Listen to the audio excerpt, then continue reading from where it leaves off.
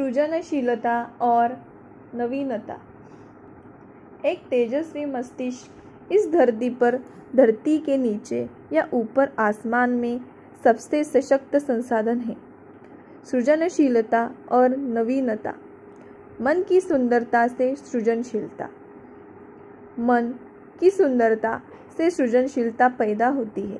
किसी भी देश के किसी भी हिस्से में कहीं भी मिल सकती है। यह मछुआरे की झोपड़ी, किसानों के घर, दूधिए की डेयरी, मवेशियों के प्रजनन केंद्र या फिर कक्षाओं, प्रयोगशालाओं, उद्योगों और अनुसंधान तथा विकास केंद्रों कहीं से भी शुरू हो सकता है। सृजनशीलता का सिलसिला। कुछ नया खोज निकालने या पहले से मौजूद किसी चीज़ को नए ढंग से पेश करने जैसे सृजनशीलता के बहुत से पहलू हैं। पहले से मौजूद विचारों में कुछ जोड़ या घटाकर, उनमें बदलाव लाकर या उनका नए ढंग से प्रयोग करना सृजनशीलता से ही संभव होता है। नएपन और बदलाव को स्वीकार करना, विचारों और संभावनाओं से खेलना, नज़रिए का लचीलापन, हर अच्छी चीज़ को और बेहतर बनाने के बारे में सोचते हुए उस अपनाने की आदत सृजनशीलता की पहचान है। अपने काम को पूरी लगन से करते हुए धीरे धीरे अपनी सोच के जरिए उसमें बदलाव और बेहतरी लाने का सिलसिला ही सृजनशीलता है। जो चीज़ दूसरों को जैसी नज़र आती है उसे वैसे ही देखते हुए उसके बारे में अलग ढंग से सोचना सृजनशीलता का अहम पहलू है। मानव का मन कुदरत की एक अनोखी देन है। सोचने विचारने की शक्ति को अपनी पूंजी मानकर चले, भले ही जिंदगी में कैसे भी उतार चढ़ाव क्यों न आए। चिंतन ही प्रगति है। चिंतन से रहित होना किसी व्यक्ति, संस्था और देश के लिए विनाशकारी होता है। चिंतन या विचार से जीवन में सक्रियता आती है। बिना सक्रियता वाला ध्यान बेकार और बेईमानी है। ध्यान के साथ सक्रियता भी हो तो खुशहाली आती है। मानव मस्तिष्क की सृजनात्मक और कल्पनाशील क्षमता हमेशा किसी कंप्यूटर से आगे ही रहेगी। सृजनशीलता को प्रोत्साहन। इसमें कोई शक नहीं कि हर इंसान के दिमाग में सृजनशीलता के बीज मौजूद होते हैं, किंतु उन्हें अंकुरित और अभिव्यक्त करने के लिए मन से प्रयास करना पड़ता है। हर एक इंसान सृजनशील है।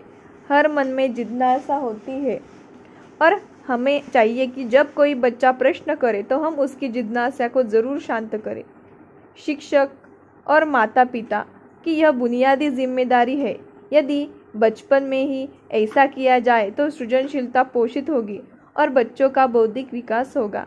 मन की सुंदरता से ही सृजनशीलता पैदा होती है। सृजनशीलता विचारों को कलाकृति, कहानी या कविता में बदल देती है। सीखने से सृजनशीलता आती है। सृजनशीलता सोचने की राह बनाती है। सोचने से ध्यान प्राप्त होता है। ध्यान व्यक्ति को महान बनाता है। सृजनशीलता का पोषण।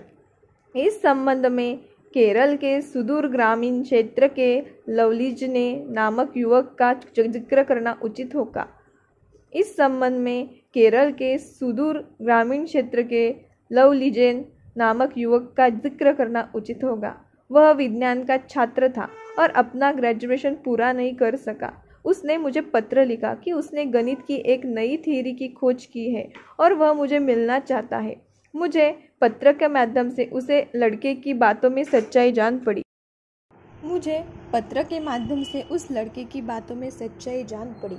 चूँकि उसने मुझे पत्र लिखा था, इसलिए मुझे लगा कि विशेषज्ञों का एक दल उसकी खोज पर गौर करे और उचित अनुसंधानकर्ताओं से उसे मिलाए।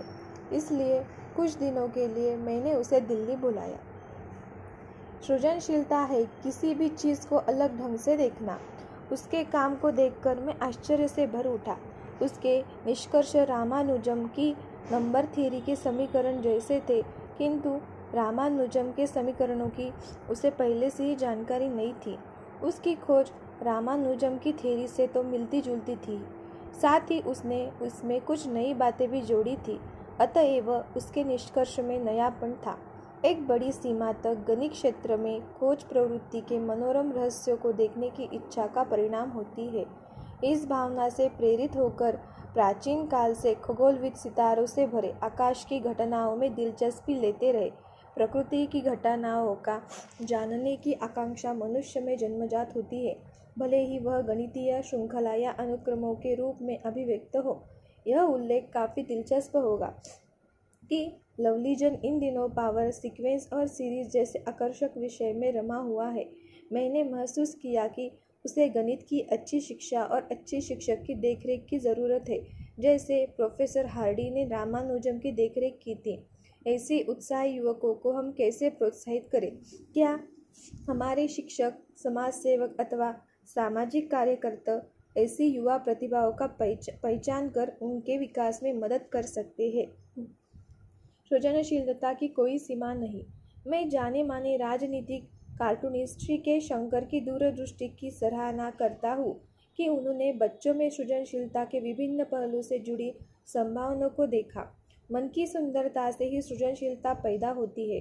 मैं 68 देशों के बच्चों के बनाए चित्र को देखते हुए हैरत में पड़ गया। बच्चों ने चित्रकला, कविता, कहानी और लेखों में असाधारण प्रतिभा का प्रदर्शन किया।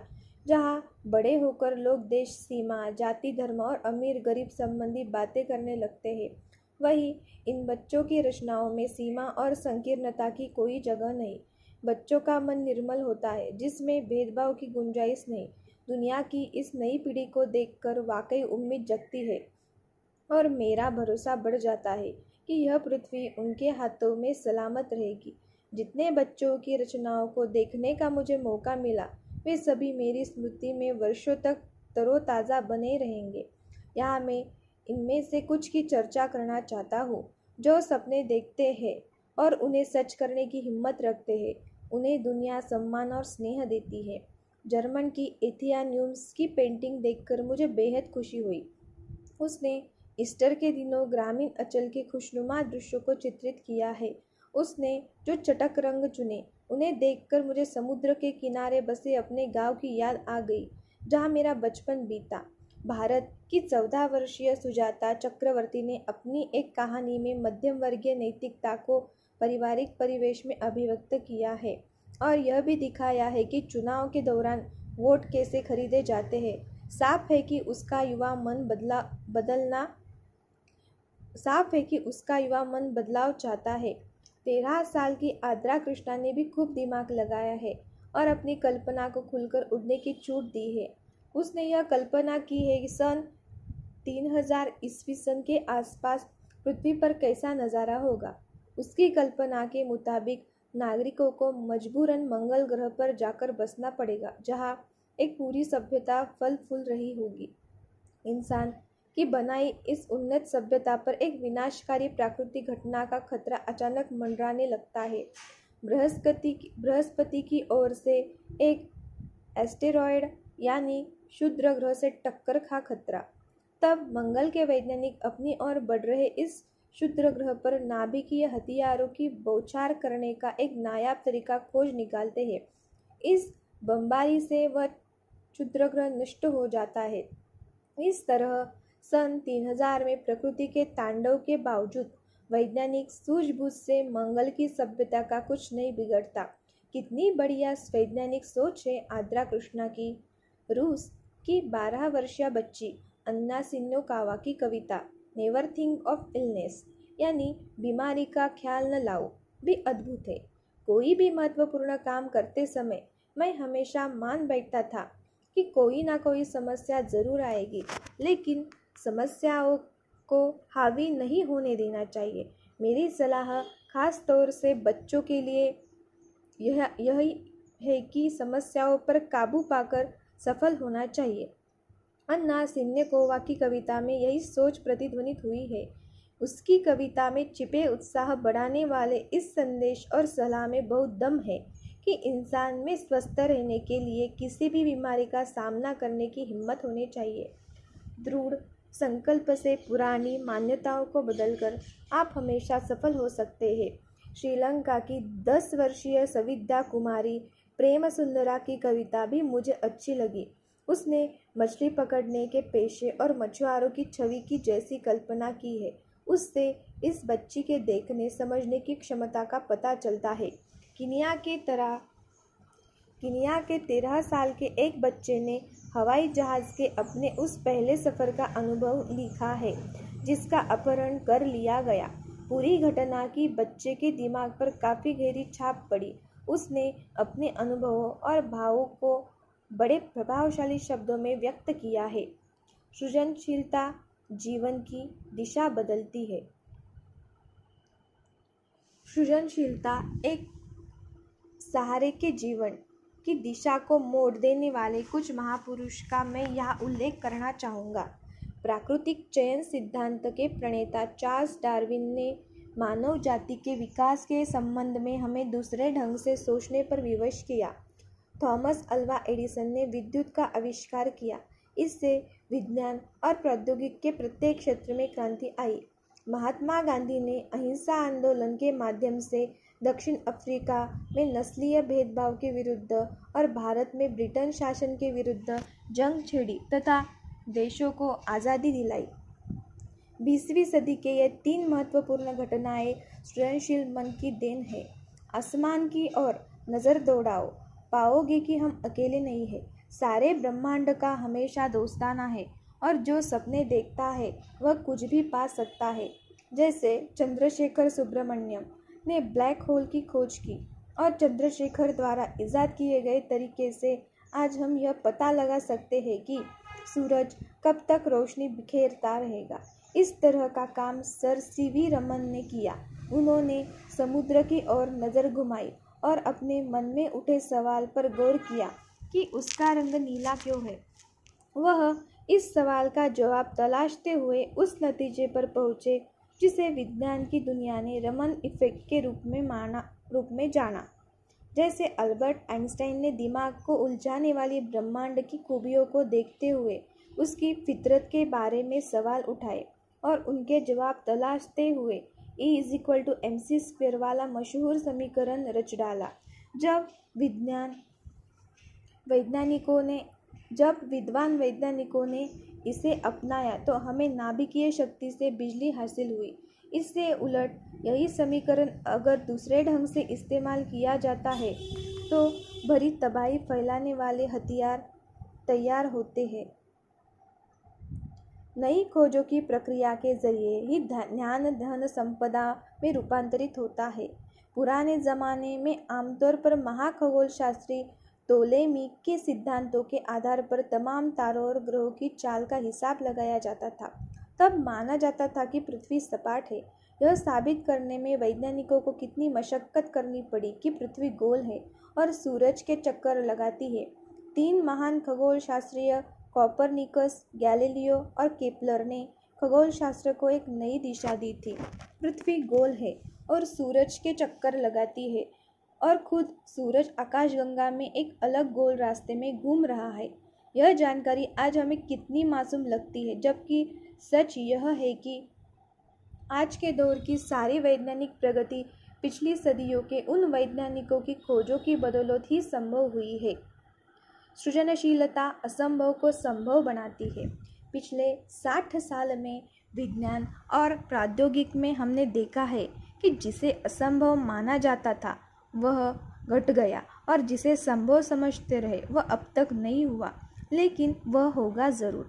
खास तौर से एरोनॉटिक्स, स्पेस टेक्नोलॉजी, इलेक्ट्रॉनिक्स, नए पदार्थों, कंप्यूटर साइंस और सॉफ्टवेयर के मामले में दुनिया ने नए आयाम हासिल किए हैं।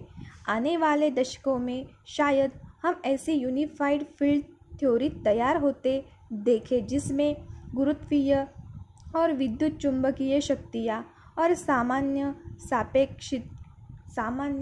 सापेक्षिकता सिद्धांत, स्पेस और समय एक साथ शामिल हो सकता है आज के बच्चे आगे चलकर किसी ग्रह या चांद पर उद्योग लगते या मानव बस्ती बसते देखे।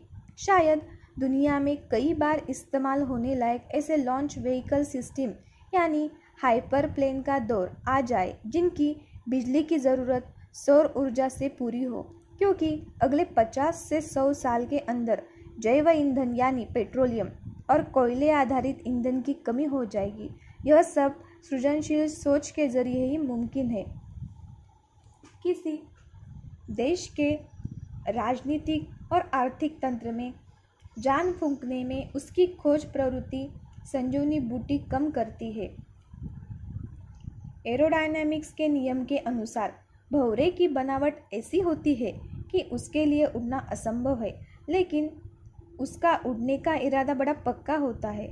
भंवरा लगातार पंख फटफटा रहता है और उसमें जितनी प्राण शक्ति होती है वह सारी उसके आगे बढ़ाने में लग जाती है।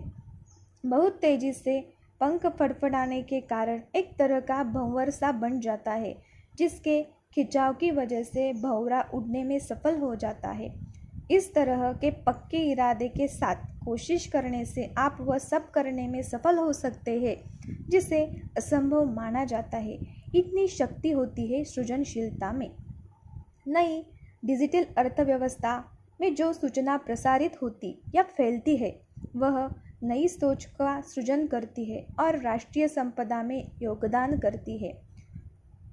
तो भंवरे की उड़ान ही नहीं, इंसान के आसमान में उड़ने की बात को भी असंभव माना जाता था।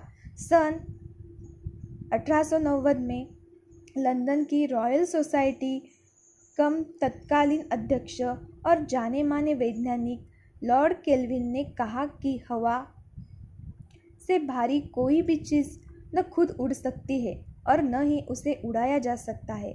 इस बात को 2 दशक ही बीत गए कि राइट बंधुओं के पक्के इरादे की बदौलत यह साबित हो गया कि आदमी भी उड़ सकता है। उनकी इस एक उपलब्धि ने परिवहन के क्षेत्र में क्रांति ला दी और दुनिया को छोटा कर दिया। मशहूर रॉकेट डिज़ाइनर वॉन ब्राउन ने सैटर्न V रॉकेट बनाया था, जिससे अंतरिक्ष यात्रियों सहित यान को छोड़ा गया और इस तरह चांद पर चलने का आदमी का सपना सच हुआ। उन्होंने एक बार कहा था, अगर मुझे अधिकृत कर दिया जाए तो मैं शब्दकोश से असंभव शब्द ही मिटा दूं। सृजनशील भारतीय।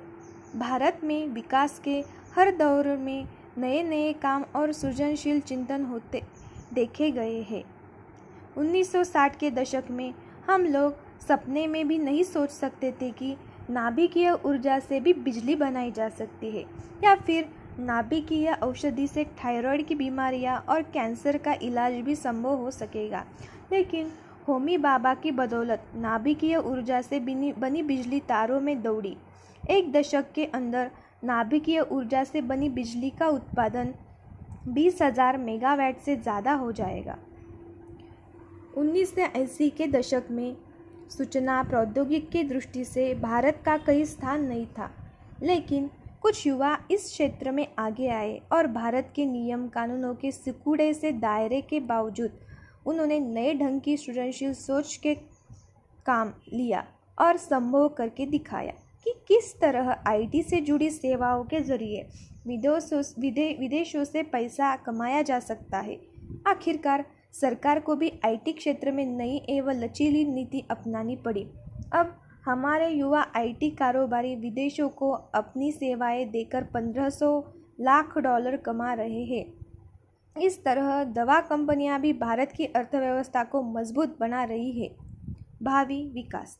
प्रसिद्ध पुस्तक the age of the spiritual machines के लेखक रे कुर्जवील का मानना है कि $1,000 का मूल्य वाला कंप्यूटर सन 2009 में प्रति सेकंड 1 लाख करोड़ गणना करेगा तथा 2019 तक प्रति सेकंड 10 लाख करोड़ गणना करेगा, जो कि इंसान दिमाग की क्षमता के बराबर होगा। सन 2029 तक एक कंप्यूटर में 1000 इंसानी दिमागों के बराबर शक्ति होगी। इस तरह आगामी युगों में आदमी अपने कुछ कामों को कंप्यूटर चलित रोबोट को सौंप सकेगा और अपनी अद्भुत प्रतिभा और कल्पनाशीलता के सहारे मस्तिष्क का इस्तेमाल कंप्यूटर से भी आगे कोई उपलब्धि संभव बनाने के लिए कर सकेगा। इस शताब्दी के अंत तक इंसानी सोच और मशीनी बुद्धि, जिसका सर्जक भी खुद इंसान ही है, के बीच तालमेल बढ़ेगा। कल्पना करें उस समय की जब मानव मस्तिष्क और कंप्यूटर की संरचना में कोई फर्क नहीं करेगा। तब इंसान मशीन पर अपना वर्चस्व कैसे कायम रख सकेगा। साफ है कि आने वाले समय में कंप्यूटर इंसान को चुनौती देने जा रहा है। यह सवाल न सिर्फ जीव विज्ञानियों और जैव प्रौद्योगिकोविदों बल्कि पूरे वैज्ञानिक समुदाय के सामने चुनौती पेश करता है कि मनुष्य निर्मित कंप्यूटर कहीं मनुष्य से अधिक वर्चस्व वाला न हो जाए। संयोग से मानव मस्तिष्क की आगे सृजनात्मक और कल्पनाशील क्षमता हमेशा मशीन से आगे ही रहेगी और मशीन पर उसका वर्चस्व कायम रहेगा। मानव जीनोम में सॉफ्टवेयर भरा पड़ा है। मानव की नैसर्गिक प्रतिभा को पूरी तरह से निखारने के लिए इस सॉफ्टवेयर को पूर्ण सक्रिय किया जाना अभी बाकी है। सृजनशीलता, नवीनता और समृद्धि का पथ प्रशस्त करती है। स्थिर सूचना का विकास नहीं होता। नई डिजिटल अर्थव्यवस्था में जो सूचना प्रसारित होती है या फैलती है वह नई युक्तियों का सृजन करती है और राष्ट्रीय संपदा में योगदान करती है। नई खोजों की प्रक्रिया के जरिए ही ज्ञान संपदा में रूपांतरित होता है। नव प्रवर्तन एक क्रमबद्ध, संगठित एवं तार्किक कर्म है जो सामान्यतः विश्लेषण, परीक्षणों और प्रयोगों से गुजर कर ही अंतिम परिणति तक पहुंचता है। नव प्रवर्तन अर्थात नई खोज के लिए साहस की जरूरत होती है। अलग ढंग से सोचने का साहस, अन्वेषण का साहस, असंभव को संभव कर दिखाने का साहस, समस्याओं से जूझने और सफलता हासिल करने का साहस। सामान्य तौर पर नई खोज बाजार से प्रेरित होती है।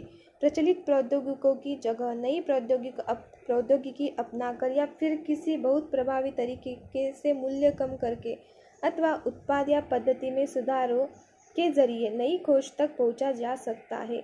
नए उत्पाद के आने से उद्यम के किसी क्षेत्र में लागत की तुलना में लाभ अधिक होता है। जैसा हम ऑप्टिकल संचार के क्षेत्र में गति बनाम लागत के रूप में देखते हैं, जहां निर्माण प्रक्रिया में लचीलापन हो वहां कई वस्तुओं में से एक चयन बनाम लागत पर ध्यान दिया जाता है और उपग्रह की मदद से किए जाने वाले कामों में ग्राहकों की संतुष्टि बनाए लागत पर गौर किया जाता है। अनुसंधान, विकास और संस्थागत बदलाव, साहित्य, अन्य स्रोतों से नई खोज का जन्म होता है। इसलिए नई खोजों के लिए हमारे देश में एक सक्षम ढांचा खड़ा करने की ज़रूरत है।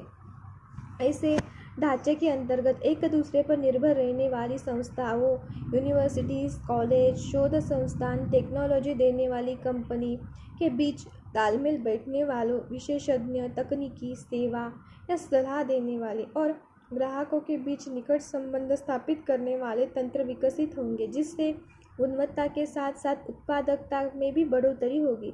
इस प्रकार नए ढांचे में जो तंत्र विकसित होंगे वे दुनिया में हो रहे ज्ञान के फैलाव को संपीड़ित कर उसका उपयोग स्थानीय आवश्यकताओं की पूर्ति में करेंगे। आखिर में इससे नए ज्ञान का प्रसार और नई प्रौद्योगिकी का निर्माण होगा। विश्व बाजार में व्यावसायिक रूप से उपयोगी और प्रतियोगी उत्पादक के साथ साथ राजनीतिक और आर्थिक तंत्र में जान फूंकने में किसी देश की खोजी क्षमता का बहुत बड़ा हाथ होता है। यह क्षमता शुद्ध रूप से वैज्ञानिक या तकनीकी उपलब्धि से अलग है। इसके अंतर्गत आर्थिक उन्नति में नई प्रौद्योगिकी के उपयोग पर ध्यान दिया जाता है। इस प्रकार खोजी क्षमता विकसित करने के लिए निजी क्षेत्र, सार्वजनिक क्षेत्र और शिक्षाविदों के बीच तालमेल बैठाते हुए सहयोग की आवश्यकता है। मानव चिंतन का आधार। सृजनशीलता मानव चिंतन का आधार है। चाहे कितनी भी गति और स्मृति वाले कंप्यूटर विकसित हो जाए, मानव चिंतन का स्थान हमेशा सबसे ऊपर रहेगा। सृजनशीलता जैसा गुण इंसान में सदा मौजूद रहेगा और प्रौद्योगिकी से प्राप्त होने वाली व्यापक गणना क्षमता जैसा मजबूत हथियार इंसान के पास होगा। उसका उपयोग वह इस दुनिया को और खूबसूरत बनाने की अपनी योजना को साकार करने में करेगा। भाव समाप्त।